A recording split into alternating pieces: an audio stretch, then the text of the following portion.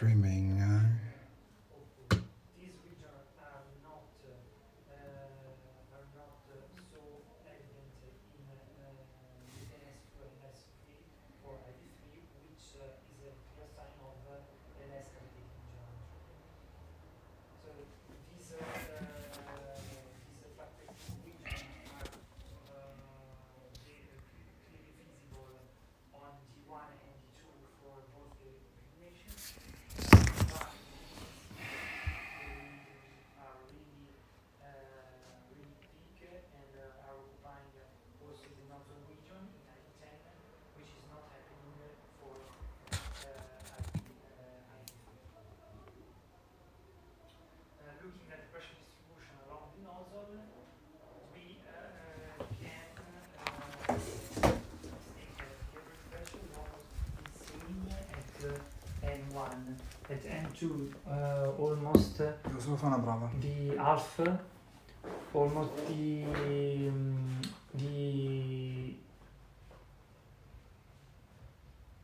half pressure is reached to the high detachment region around the rounded edges of the nozzle. After plane 2, the different trend is visible. In ID3, pressures recover of almost 85% of nozzle inlet average pressure, reaching a local maximum at plane N3. In ID10, from plane 2 to plane N4, the pressure keeps almost stable, and from plane 4 to plane 6, a sudden expansion of course. The different trend for the two configuration is mainly addressed to the higher conicity factor for ID3 and the higher nozzle length, which help to recover a part of the kinetic energy. And this also helps to have higher discharge coefficient for ID3 and higher velocity coefficient, and of course higher area coefficient, since ID3 is the configuration characterized by less cavitation. For ID10, the situation is different. The coefficients are smaller than the ones computed for ID3, and we can see that the signals for this coefficient is really oscillating due to the high vapor content at the nozzle outlet. So in this slide is visible the streamline, the average streamlines, the average liquid volume fraction, and the average streamwise vorticity for the along the nozzle. It's possible to see the development of the two contra-rotating vortices along the nozzle, and also the development of secondary flows at N2 due to side flow. This is also visible in the streamwise looking at the streamwise field. The red zone represents a clockwise, anti-clockwise rotation, and the blue a clockwise rotation. So there are these contra-rotating vortices that are going to expand in the nozzle, and their intensity is progressively decreasing along the nozzle. During this expansion, pressure in the core decrease, and we can see the formation is higher in the configuration ID10 as outlined from this plot, where we can see the liquid area over the percentage of liquid area over the area of the plane. So the liquid is high in the configuration 3, while it's progressively decreasing in ID10. From the vorticity magnitude, we can see that since this is increasing but streamwise vorticity is progressively decreasing, that means that along the nozzle crosswise and spanwise vorticity are progressively increasing. We at the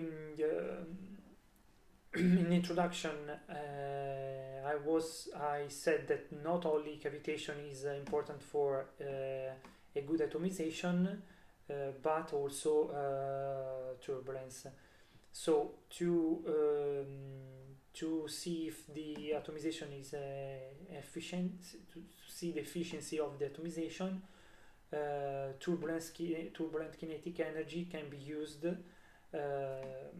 as an index. So the higher the level of turbulence and the higher the atomization.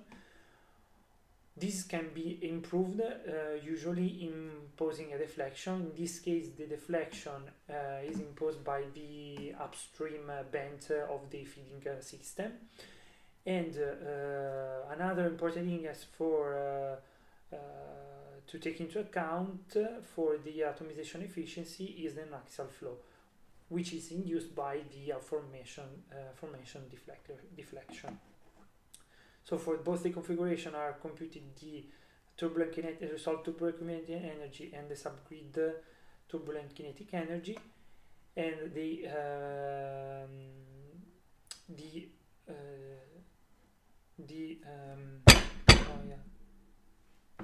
the ratio of TKS and TK total is for less than 0.2, less than 20% for each configuration, meaning that LES is accurate.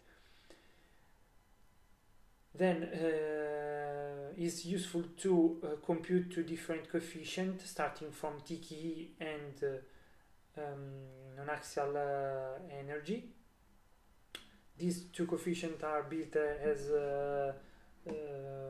discharge coefficient using the Bernoulli velocity, and in this case it's shown that for the lower BFS the non-axial flow is very important, and they are saying that the configuration 10 is the one with the highest efficiency, while for the lower CE and CT, so the configuration 3, the efficiency is of atomization is lower. For both the configuration on axial flow has a pivotal role more than TKE. For the primary backup, the planes used for the analysis are the following one, and the tools used for the analysis are the feed distribution on this plane and analysis on the average quantities. So from the nozzle flow has been found out that h of h and nozzle length and nozzle outer diameter influence significantly the cavitation within the nozzle orifice. The outcome of this different vapor production and collapse led to a different spray angle width in the spanwise and crosswise direction. ID10 present a fuel jet